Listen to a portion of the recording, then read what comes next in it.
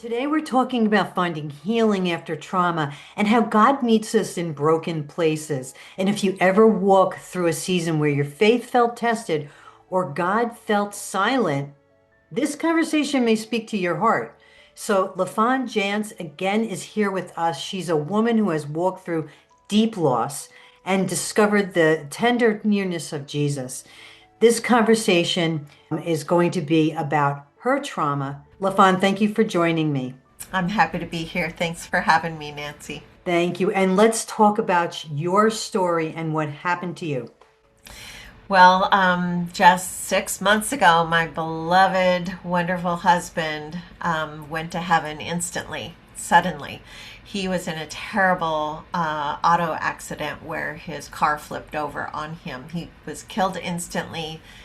There was nothing any of us could do. I tried my best to get that car off him, but there was no moving anything. So in an instant, my life was shifted, as if someone had taken this bucket filled with 43 years of goodness and highs and lows and all of the work that we had done together in building our business and practice together in our lives together with two wonderful sons and a daughter-in-law, and dumped it over in a second.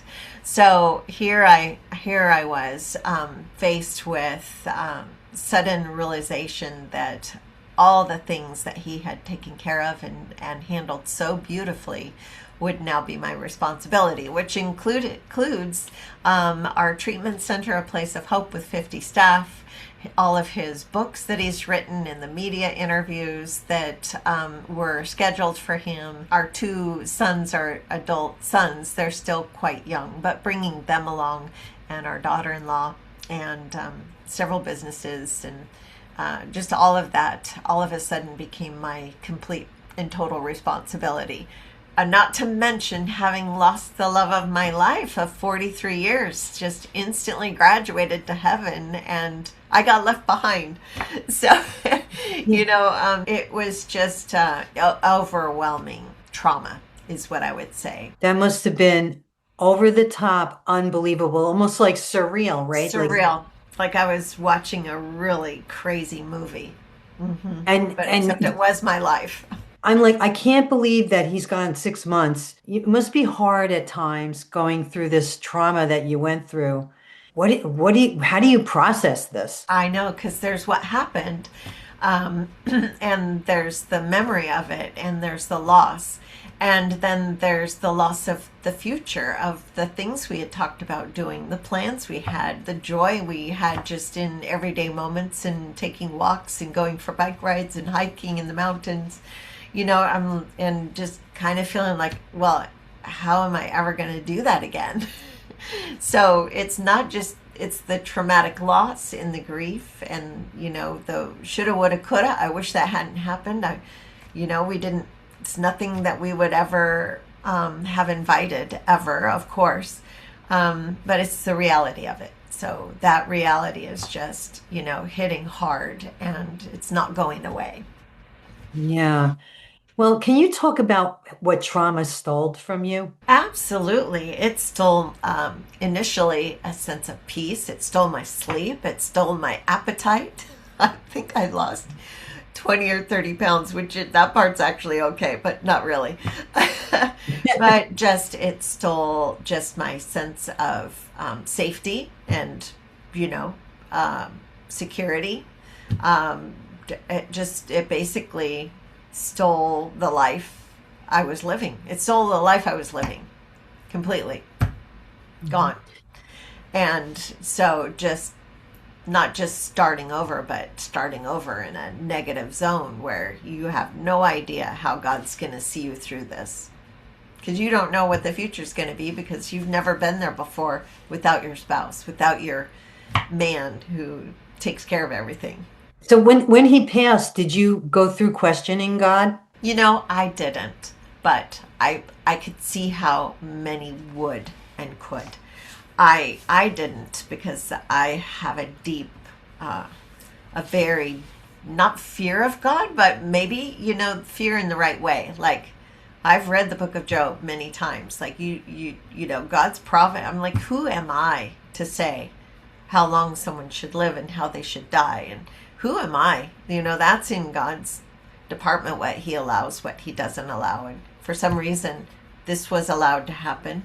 I totally trust God's providence. I don't like it. I'm traumatized by it, and but I will say he has shown himself faithful to guide me through every mountain that I've faced since his passing. So what I did do, Nancy, is I did decide, okay, I can't control this. I didn't make this happen. I don't want this. It is reality. So I'm going to take on whatever comes my way. I'm going to take it on full on. I'm going to face whatever comes my way, and I'm going to deal with it. And I'm going to call on God to help me if I don't know how to do it. And that has been my position. But I could definitely see how someone would question, God in a moment like this. I actually Mhm. didn't really have time to question God, truth be told. But I still am not. I'm just totally, now I'm in a total peace and understanding that it's God's providence, and I can't change it. Yeah. Well, God must feel so near. I happen to know people that, have lost their, sons tragically, Yeah. either by suicide, sadly, or by by just tragic sudden death, like your husband, a Yeah. car accident. And they lost their hope in God. They like, God, why? Mm. Why, God? So how can that fear continue to linger on? Yeah, that it certainly can, but I think part of that goes into our relationship with God in the first place. Who do we understand God to be? Who is He in our lives? Is He a jackpot God that just that only does answers your prayer when you want something, or is he somebody that you actually have a relationship with and you've actually taken the time to get to know him and to know how he works, which requires not just reading scripture but being in Bible studies and being with other women who have lived life, and those stories that they're able to tell as they're sort of mentoring through sharing. And I'm a total fan of women's Bible studies because of that reason. We learn so much from each other that sometimes we don't understand that we are going to need that knowledge, but 10 years down the road, you end up going, oh, that's what she meant by, how she got through that. Um, but I have found God to be so faithful to me. And I do believe it's because of prayer and the prayers of all my friends, and many people who knew Greg around the country have been praying, and I have truly seen God's hand at work on our behalf, and it has been a deep comfort to me. So I have that deep peace and deep comfort. First, I think because of my relationship with God and having taken the time to know Him before a crisis happened like this, and as well as having all the relationships that my husband had built and that I'm blessed by today. So I have the people in my life. They're not taking care of me, but they're there if I need something. Like the support group, right? Like a big Yes, support yes. I, system that I you know I have. can call anyone, and I know that I can talk to any of my friends and his friends as well. It's safe. I feel safe. But that's Yeah. years of investing in relationships and friendships and study and scripture and having that knowing already. Um, but I've been through times in my life before I had done all of that studying, and it was very stressful not knowing, because we do destroy ourselves for a lack of knowledge because we don't have the right understanding, the right way to think about it. So I'm Yeah. super grateful that with this situation, all those years of investment have benefited my brain and my body and my relationships with others. Yeah. Is there phases of trauma that you know about? It goes very much aligned with the stages of grief, where you can't believe it. It's so unreal. And then you start bargaining, like, seriously, did this really just happen? And you expect him to walk around, walk in the room any minute. And I would say the grief and the loss of uh, denial that my life is going to be totally radically different, but it is. Um, Sort of bargaining that, oh, I can still do some of these things, right? Well, not for a while, not for a while. And just coming to terms with that and letting go of this is what we would have been doing right now. This is how our Christmas and Thanksgiving would have gone right now. This is how we would have gotten ready for the new year. And those things are not happening in the same way. I'm trying to do some of it, but just letting go of all the expectations. And so, and yes, there was a moment I was really angry. I was really mad. Like, are you kidding me? How could, how could, how could you do this to me? So, just, yeah, I did go through an anger phase, and that was interesting and kind of weird. But I'm glad I went through that, because that is one of the stages of grief where you get angry and then you come to acceptance. I think I've come to acceptance. It's still hard, but I've come to acceptance. There are people, not just ones that lose their spouses or a family member or somebody very close to them, and that traumatized them. But there are people that come in, and we were talking about this a little bit before we got on, people that are like going through something, they're experiencing trauma, and then their trauma is coming on you, and there's a whole dynamic there. What do you do about that? My husband wrote and actually treated thousands of folks over the years with trauma. And so, what's so helpful is that when he writes from his experience, but also matches it with all the research studies that's been done on trauma. And one of the things with trauma is the best gift you can give to a trauma survivor is to listen, to sit with them, to listen to their story, because that's part of their healing process, to not ignore it. If they can talk about it, name it, that's such a gift to give a trauma survivor, if you're able to do that, just to sit with them and ask open-ended questions. Try to avoid the yes no answer questions, but open-ended, like, tell me more about that. How, how has that changed your life, and is there anything I can do to help you? Those are the three questions that he really would encourage folks to open the door with. But he also would talk about, don't take on their trauma, because you don't want to add to their problem. Like, that doesn't help them, and there's no fixing it. It's not for us to fix it. You cannot fix it. Like, you cannot fix what has happened to me and what I have to do to walk this out. That's what I have to do.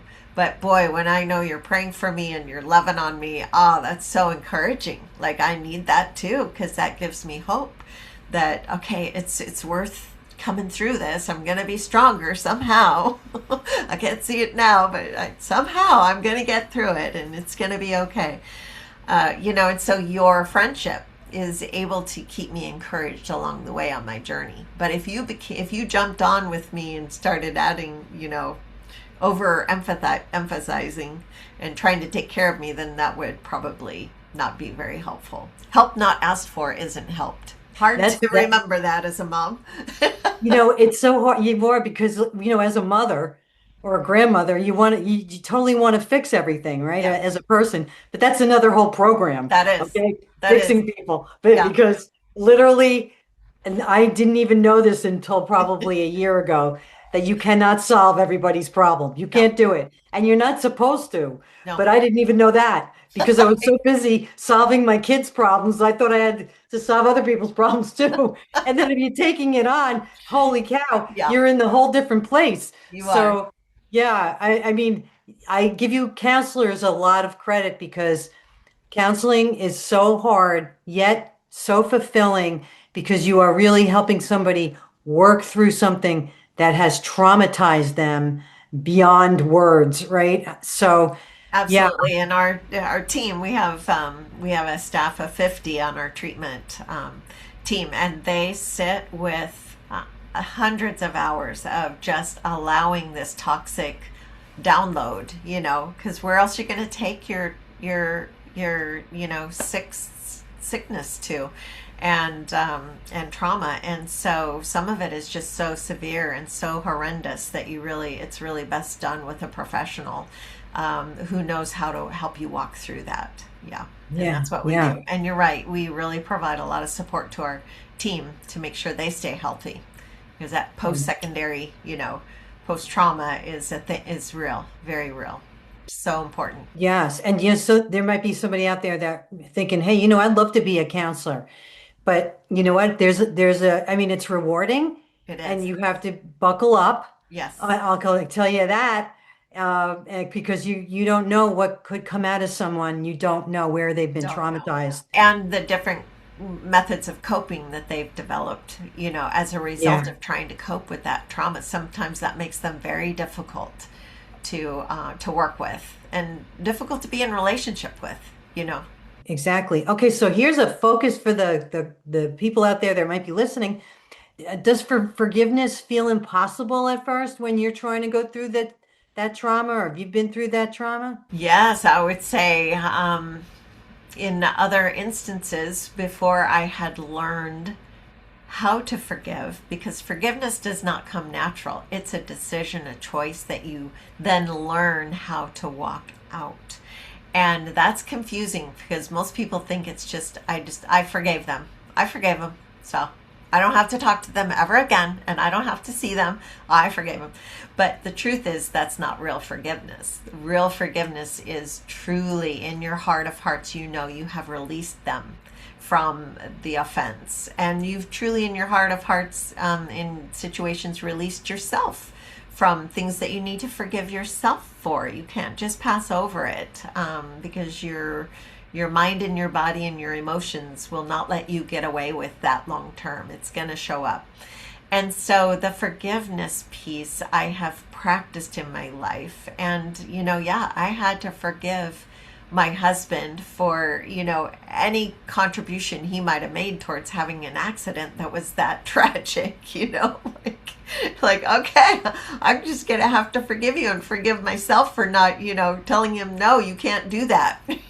But I mean, a guy's gonna do what a guy's gonna do, and he wasn't being reckless at all. It was just a very freak situation that none of us could have really done anything about, but you do go in your mind, about that. Hmm. So, Yeah. yeah, and then forgiving myself for, any negative thought I might have ever had towards him in my entire marriage. I'm like, all of a sudden, I could have been so much more loving and kind and, and all of that. And I wish I would have done this and that and said this and that. And so now I have to forgive myself for being, a wife of 43, 42 years. We were together 43, dating and then married.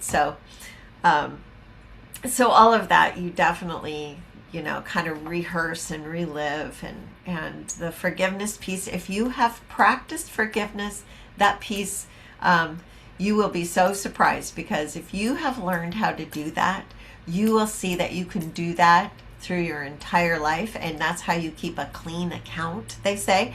No, you don't have any resentment, no bitterness, you're not holding anybody against anything against anyone else, and you're not constantly beating yourself up. So it's worth it to learn how to forgive. It just speeds everything up in your life and makes you much happier each day. So Hmm. because of that, I think I was able to, process through that forgiveness piece. But when I was learning it, my husband would say, "Honey, it might take 2 years. You can't rush it. It's called walking it out. You are walking out forgiveness because it's a commitment you made to forgive that person. And every time that issue comes up again, you are forgiving. You are practicing releasing it. You are delivering God's justice to that situation, to that person. And he forgave me for everything I've ever done or thought or said, which is, you know, a bucket load, maybe a truckload. Anyway, so, truly it is God's justice. He forgave me. I must forgive them. No matter what it is, it's going to set me free by making that decision to offer forgiveness. Such a big part of trauma, of a person's trauma. But it can't be a surface forgiveness. It has to be a whole heart forgiveness. How does the healing through that trauma that you went through, what does it look like now? I still might have a moment where I have a flashback on the day and the situation. I mean, it was a perfect day, and this situation happened at the end of the day. And so this was the most amazing, wonderful day, the 4th of July, even. And just, so there every once in a while is a flashback, and I'm like, oh, I wish that hadn't happened. And yet I just release it to God's care. I'm just like, that was his rapture moment. So I've reframed it as his rapture moment, because it was so instant, and he did Instant. not suffer, thankfully.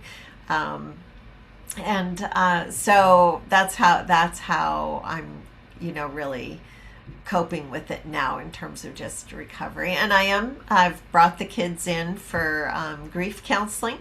My mom died when I was 11. That was traumatic for me. She died from the flu. So in 3 days, she was just gone all of a sudden.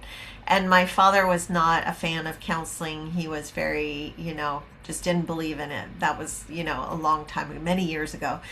And so never got help as a kid. And that sort of shaped me, and I'm sure that's why I was attracted to Greg in college, and why we were both so passionate about having a counseling center that would help people through their trauma and through their pain and through their depression and anxiety that would result in confusion, and lack of intimacy in relationships as a result of the trauma unresolved. And it just stays with you until you deal with it. And so I just didn't have the skills or tools to deal with it as a child, as a teenager. And here was this wonderful, happy, wonderful man studying psychology, and he had some good answers. And of course, he didn't have all the answers, but together, as a married couple, we founded the center and a place of hope. And that's where we grew together in our own recovery path while we were helping others. And it does, we're the wounded, warriors that are helping others in the journey. And that's really what we were able to do together for 42 years. But yeah, so that's what that looks like now, is that I'm picking it up. It's in my hands. I have two wonderful adult sons and a daughter-in-law who are involved in the business, in the practice with us. And so that recovery, that journey looks like, that's part of the healing, is that we are bonded together. We made a commitment in the beginning to work together tightly, not to let anything be hidden from each other, to talk about all of our decisions together, so that we would be in this journey together and not isolate ourselves, or get to a place where we're not there for each other as a family. So that has been awesome and healing for us as well. Because families are complicated. A tragic moment only magnifies any issues that were there before. And don't we all know there are issues in every family? So we've experienced that too. And having our own clinical assistance to navigate through that has been very helpful and eye-opening, and a little surprising too, I would say, but very helpful. Well, I love what you're talking about today, because I know there's some people out there that really need to hear this. Yeah, They really, there's so much unresolved trauma going on in there people's is. lives. And there's probably some in me too that I'm not even aware of, but I, to read some of the books, and the book that Gregory put out was Triumph Over Trauma, Finding Healing and Wholeness from Past Pain. So, this is a book that maybe if somebody is really suffering and doesn't know really what to do or how to pinpoint it, this might be a good stepping stone into trying to resolve your specific trauma. And so, where can they find out more about, the counseling, the books, and the website? We have a website that is more than, it's just a resource site, and it's at aplaceofhope.com. You have to have the A in there, aplaceofhope.com. There, at the bottom is a store where you can look at the books that he's written. The trauma book is profound. He really talks about that we all, almost all, to be human is to experience some form of trauma at some point, some worse than others. And truly, truly, his books are written in such a way that a lot of Christian counselors actually use his books with their client in their clinical practices to help their clients recover. And so this book also has a workbook that a lot of counselors are using in their clinical practices. But you can have access to it. Amazon, of course, sells all of his books, and you can look up at Amazon Gregory Jantz or Greg Jantz. Either way, there's different books that show up. And then, of course, on our website, on the store, there's also a newsletter you can subscribe to. We send out weekly mental health tips that are very helpful, and that's free. And then also there are tests you can take to see, how severe is the trauma that you've experienced, how severely is that affecting your life and your relationships. And so those tests are also free on the website. So What would you like to leave my audience with today? always hope. There is hope. I know hope deferred makes the heart sick, and you might have been struggling with this, not knowing what to do, not even knowing what questions to even ask to try to feel better. And there are a lot of people who are just plain stuck. And so, really, you don't want to be like the Dead Sea. It's dead because there's no new incoming fresh water and there's nothing going out. So you don't want to, the main thing is don't be alone. Don't isolate yourself. Reach out, get more information. Get this book as a place to start. It will guide you in terms of even how to unisolate your life, because risking relationships, for some of the trauma and some of the hurts in relationship, you don't even want to talk to another person if you can get away with it. So risking relationship again is scary. And that's something my husband understood very, very deeply, and that we understand as well in the clinical field that we're in. So I just want to say, let some light in, let a little fresh, a little stream of a little bit of freshness come in, so that you don't sit there thinking there's nothing you can do, because there's definitely hope where there's a plan. So we want to get a plan in your hands so that you can walk this out and not be alone. I hope you were blessed by this conversation and reminded you that God is still working in your life.